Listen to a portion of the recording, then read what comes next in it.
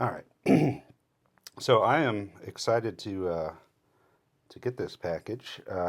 This is an unboxing video. It's not going to be a full review. I'm just going to do a quick unboxing and maybe a little size comparison, give you a little bit of background about this particular knife, but I will probably follow up with a subsequent video later to discuss it in a little more depth. I actually wasn't expecting that I would have this in hand today because I was out and I checked the tracking on this and saw that it had been marked signature required. That's not something that I requested. That's, I guess, something that BladeHQ did. They might do that over like a specific dollar amount. This is a fairly expensive order. And so since I was out, I figured, well, UPS will try and deliver it. I'm not going to be there, so they won't be able to deliver it, and I'll end up getting it tomorrow or the next day or something. But then I checked the status again. I saw it had been delivered, and it said that I had signed for it, which was interesting since I did not. And I raced home to get it because I was worried that if it was just left on my doorstep, it might get stolen. I live in an okay neighborhood, but my house is within walking distance of a couple of schools and some businesses, and so there is pedestrian traffic, on the street and on the sidewalk in front of my house. And I have had packages stolen before there. People walk by, they see there's a box sitting on the doorstep, and they go and grab it. Porch pirates. It's been a little while. Maybe that has come to an end. But yeah, a few years back, I did have some packages stolen from my porch. So I think in this case, UPS just left it there and marked down in their system that I had signed for it, which is not cool. But it seems to have worked out. It looks like the box is intact, and I think I know what's in here, and I think it's something that I'm excited about, and that you will possibly also be excited about if you're watching this channel. So let's open it up and have a look. I'll open it today with a Spyderco Dragonfly.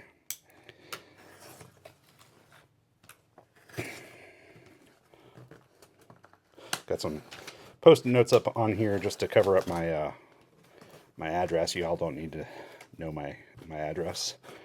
Let's see what we got. Should be two things in here. And indeed, there are two of those beautiful red boxes from Spyderco. I think this is two of the same thing.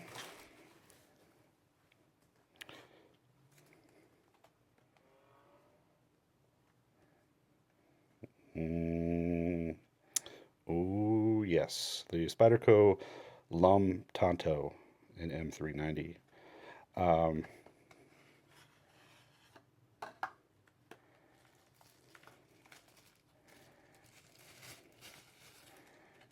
There it is. Boy. Yeah, so this is a BladeHQ exclusive. It is designed by Bob Lum.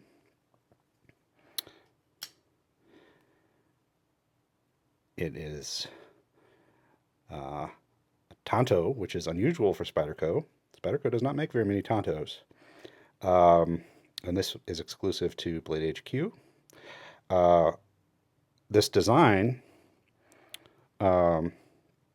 has been out before.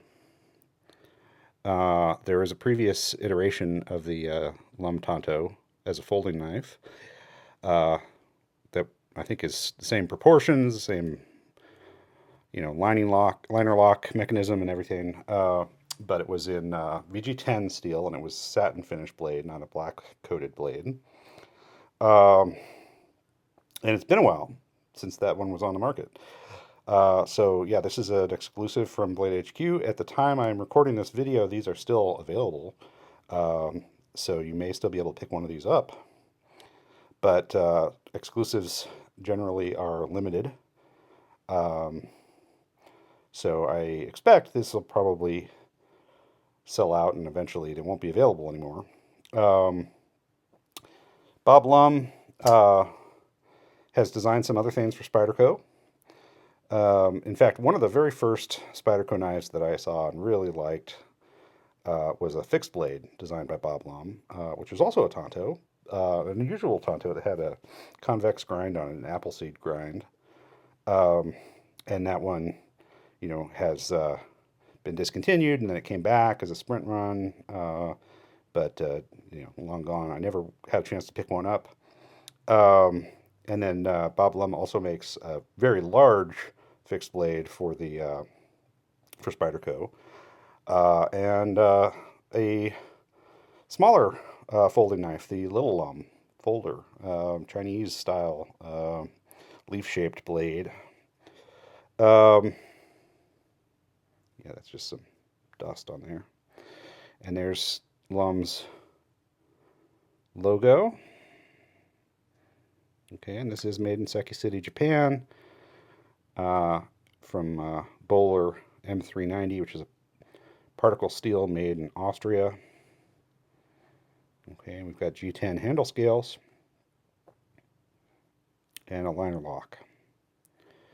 And that is pretty nice, grippy G10. It is I guess that's an OD green.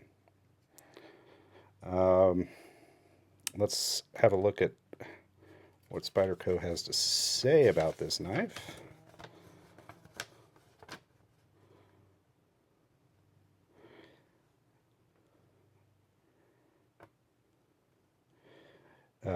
This remarkable exclusive knife not only resurrects Lum's groundbreaking design, but also supercharges it with a blade crafted from Bowler Udenholm M390 particle metallurgy stainless steel.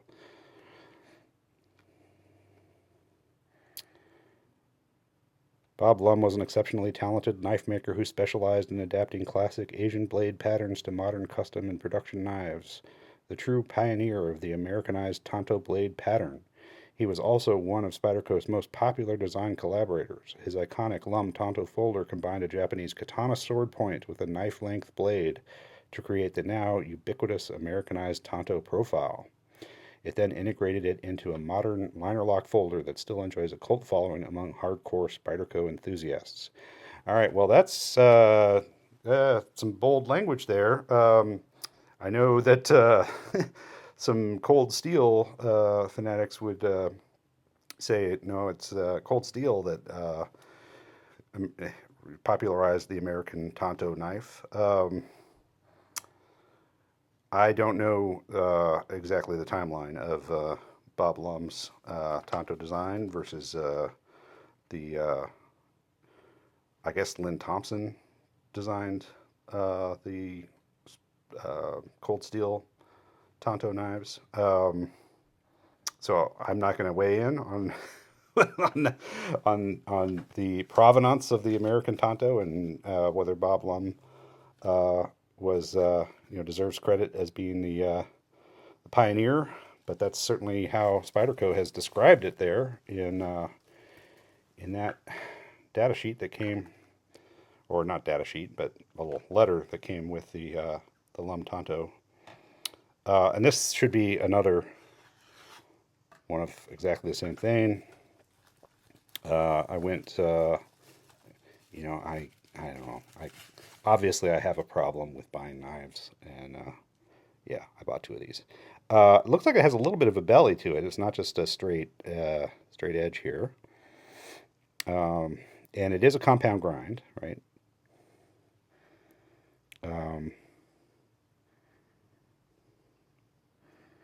Yeah.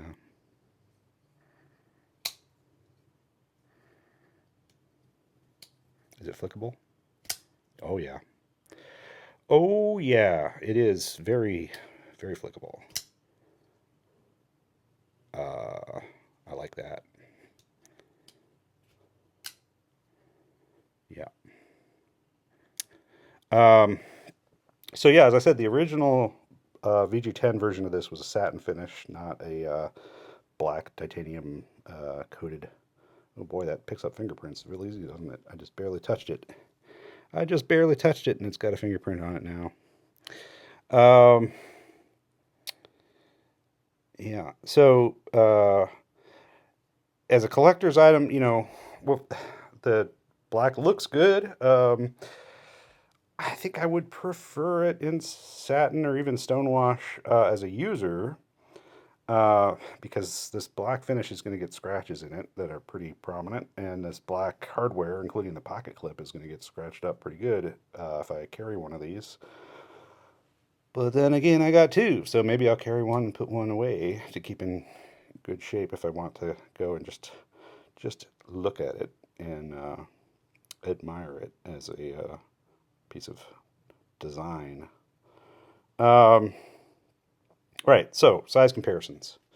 Let us. Oh, I should also say, you know, black coating on a stainless. I mean, black coating on a you know, on a carbon steel or something, you know, like M4 or Crewwear or K390 or something like that would make a lot of sense, because those are, you know, susceptible to corrosion. So putting a coating on it is going to protect the blade. On a stainless steel like M390, I don't know that there's much reason other than, I don't know, making it more tactical and less, you know, flashy, or just the aesthetic, to paint a coat or to coat a blade in black.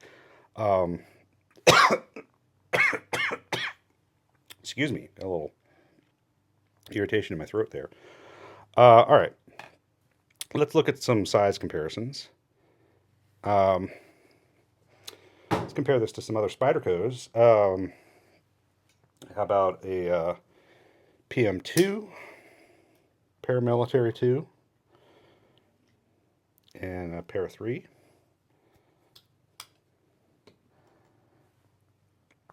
Okay. Pretty similar overall length to a PM2. Quite a bit more blade. Yeah. Yeah. How about closed?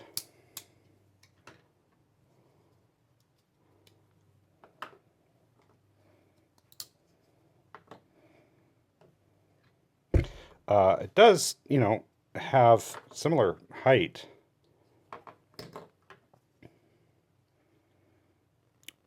to accommodate that Spidey hole. Yeah, it's going to be about the same in the pocket as a para 2, paramilitary 2.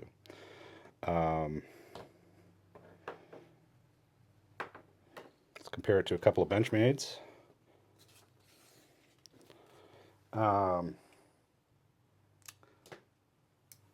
The full-size Griptilian.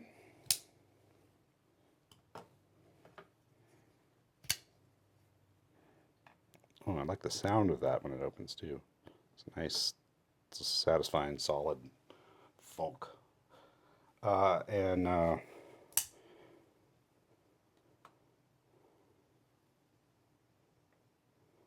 bug out.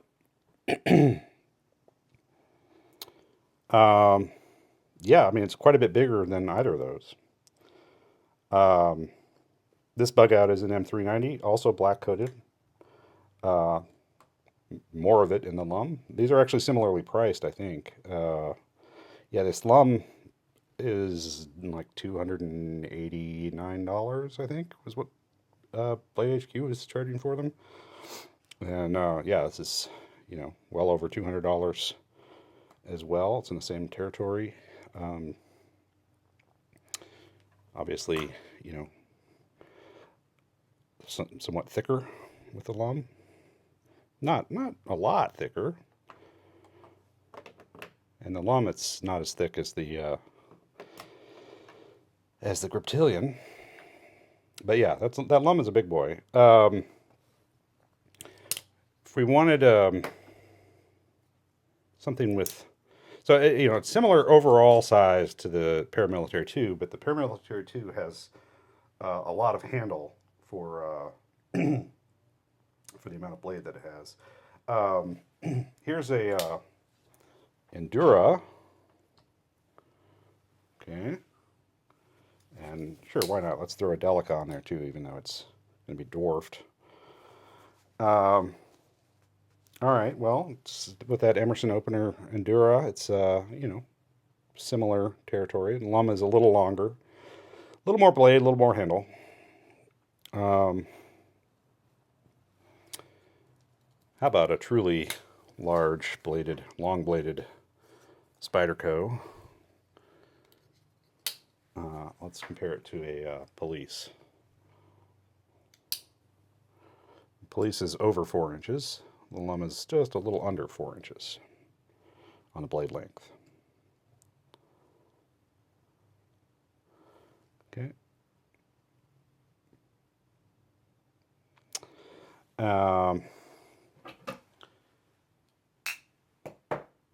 You know, if we're going to compare this to other Tantos, you know, in a similar price point, one that comes to mind is the Benchmade Bailout, which is got an M4 blade coated, aluminum handle, green axis lock instead of the liner lock of the Lum Tanto. Quite a bit smaller, less to carry, and you know, quite a bit thinner blade stock too.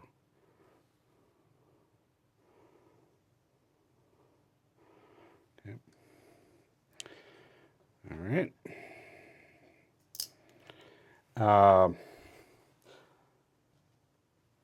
You know, some other Spydercos for comparison.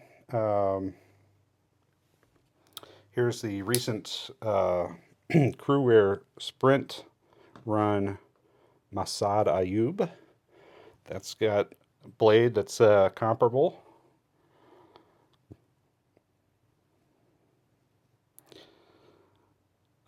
Back lock, right? G-10 handles. It's going to actually carry in pocket. It's going to be a very similar carry profile. Okay. The Ayub comes set up for tip up carry. Sorry, tip down carry is what I meant to say. Whereas the Lum Tanto is single position tip up carry, right side. Whereas this Masad Ayub gives us all 4 options, but comes set up in what a lot of people would consider to be the wrong way, with the blade down. Here's the Shaman, right, for size comparison. Closed. The Lum Tanto is, you know, ever so slightly longer. You know, I'm looking at it with my eye as opposed to looking through the viewfinder. The camera's on a little bit of an angle, which distorts size comparison just a bit, but you'll have to take my word for it. Shaman is a little shorter, closed up, than the Lum Tanto, and has less blade length, right? But quite a bit taller blade. You know, a lot of Spyderco knives have a high flat grind or a full flat grind. This has a hollow grind, and it's saber height, hollow grind on the main grind, and then the tip, the compound grind on the tip here. This is a flat grind. Yeah, and that matte black finish is just a fingerprint magnet. Just you barely touch it and you leave a fingerprint. So that's gonna be a thing, I think. All right, one more comparison. I don't have, as long as we're talking about sort of competing claims of originality on the American Tanto, I don't have a Tanto cold steel folding knife to show you right now that would be anywhere in the same ballpark as this. I have something a lot smaller that's a Tanto, but I do have a Recon 1 clip point, which is going to be similar size. There is a Tanto version of the Recon 1. Okay. And I don't know, let's look at a couple more Tantos. Or at least one more Tanto. Here is a SOG Trident.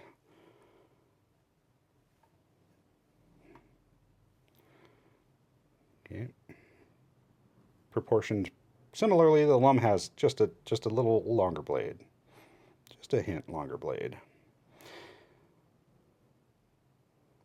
All right. So yeah, real quick look there. Well, medium length look at the Lum Tanto sprint run, or well, exclusive. I don't know if it's, I'm not sure if we can call it a sprint, but it's an exclusive from BladeHQ. And I will, as I said, follow up with some further discussion of this knife in a later video. Initial impressions are it's beautiful. It picks up fingerprints way too easily. And yeah, it feels good in hand, and I'm excited that it's here. Can't tell you a lot more than that because haven't had a chance to really get familiar with it. But thanks for sharing this unboxing moment with me. I hope you found it interesting. Thanks. Bye-bye.